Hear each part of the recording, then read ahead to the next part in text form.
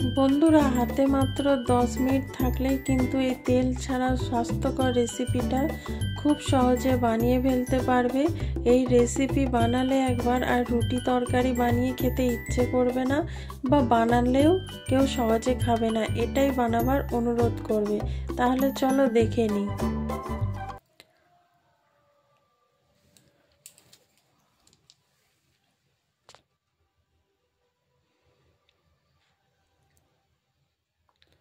তার জন্য এখানে নিয়ে নিচ্ছি, দেখো 1 বাটি আমি সুজি, তারপর নিয়ে নেবো আমি 1 বাটি ময়দা। সুজি ময়দা সমান নিয়েছি। এবার সুজি আর ময়দাটা ভালোভাবে মিশিয়ে দেবো।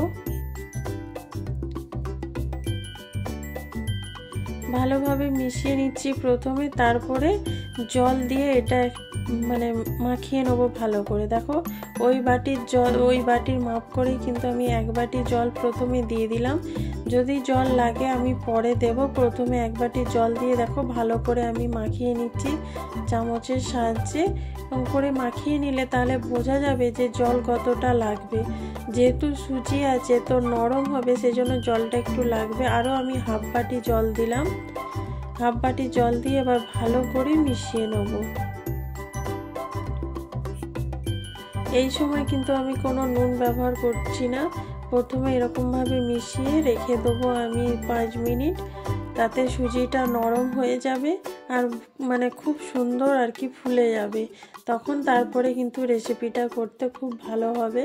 সেই জন্য আমি এখানে প্রথমে দেখো সুজিটাকে নিয়ে নিয়েছি। দেখো 5 মিনিট পর তোমাদের দেখাচ্ছি, এরকমভাবে ফুলে গেছে, দেখতেই পাচ্ছ। এবার আমি একটা মিক্সিং জারের মধ্যে নিয়ে নিচ্ছি। এটা একটু পেস্ট বানিয়ে নেবো, মিহি পেস্ট একটা বানিয়ে নেবো। সুজিটা যেহেতু দানা দানা আছে, সেই জন্য এটা মিহি একটা পেস্ট আমি এখানে বানিয়ে নেব। আমি এটা দুবার করব, যেহেতু মিক্সিং জারের বাটিটা ছোট, সেই জন্য আমি দুবারে এটা পেস্ট করে নেব। দেখো এখানে আমি ভালোভাবে পেস্ট করে নিয়েছি। দেখো কতটা পাতলা হয়ে গেছে পেস্ট করে নিতে। প্রথমে একটু আমি ফাটিয়ে নিচ্ছি। এইভাবে ফেটিয়ে নিলে কি হবে, রেসিপিটা খুব ভালো হবে, খেতেও খুব ভালো লাগবে, স্পঞ্জি জালিদার হবে। দেখো এবার একটু মিক্সিং জারের বাটিটা ধুয়ে আমি জল দিলাম।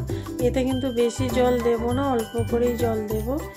এবার এখানে দিয়ে দিচ্ছি অল্প করে নুন, যতটা একটু দরকার স্বাদের মতন নুন দেবো। আর একটু 1/2 চামচ দিয়ে দেবো চিনি, যাতে একটু খেতে মিষ্টি মিষ্টি হয়, সেই জন্য এখানে 1/2 চামচ আমি চিনি দিলাম। দিয়ে এবার ভালো করে কিন্তু এটাকে মিশিয়ে নিতে হবে। এই ফেটানোটা যত ভালো হবে রেসিপিটা কিন্তু তত ভালো হবে, বারবার বলছি। এরকমভাবে ফেটিয়ে নিলে কি হবে, জালিদার একটা স্পঞ্জি তৈরি হবে। দেখো এইভাবে আমি কন্টিনিউ ঘুরিয়ে নেব। 2 মিনিট এরকম ভালোভাবে একটু ফেটাতে হবে, তাহলেই কিন্তু রেসিপিটা খুব ভালো তৈরি হবে। তোমাদেরকে আমি দেখিয়ে দেবো যে ঘনত্ব কতটা রাখবে, যাতে তোমরা বুঝতে পারো।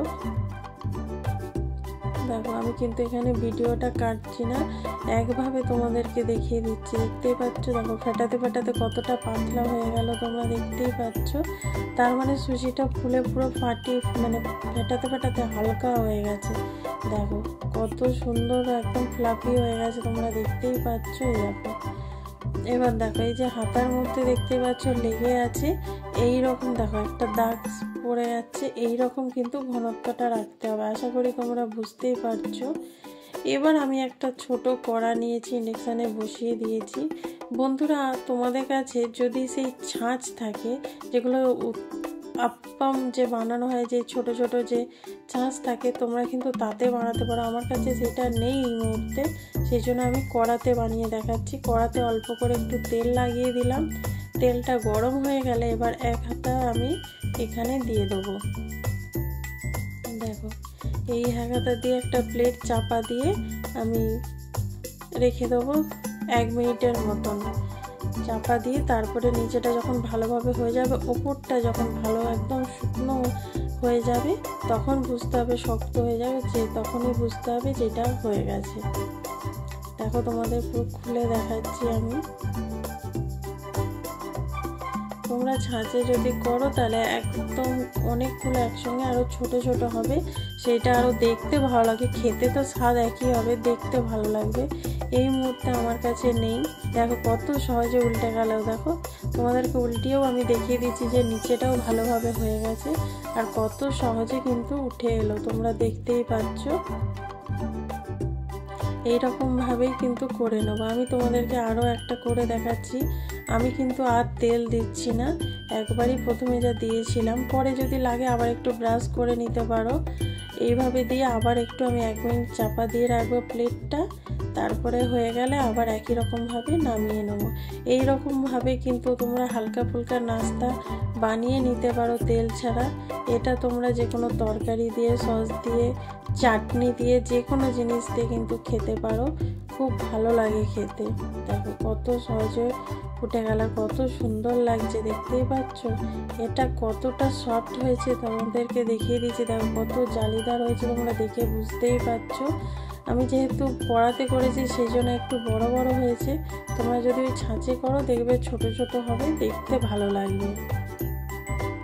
দেখো তোমাদেরকে একটা কেটে আমি দেখিয়ে দিচ্ছি কতটা সুন্দর হয়েছে। দেখো দেখতেই পাচ্ছ। তাহলে বন্ধুরা, আজকের ভিডিওটা কেমন লাগলো প্লিজ তোমরা কমেন্ট করে কিন্তু অবশ্যই জানিও। যদি ভালো লেগে থাকে তাহলে লাইক, কমেন্ট, শেয়ার অবশ্যই করো। তোমাদের সাথে আবার দেখা হবে নতুন কোনো ভিডিওতে। ভালো থেকো, সুস্থ থেকো।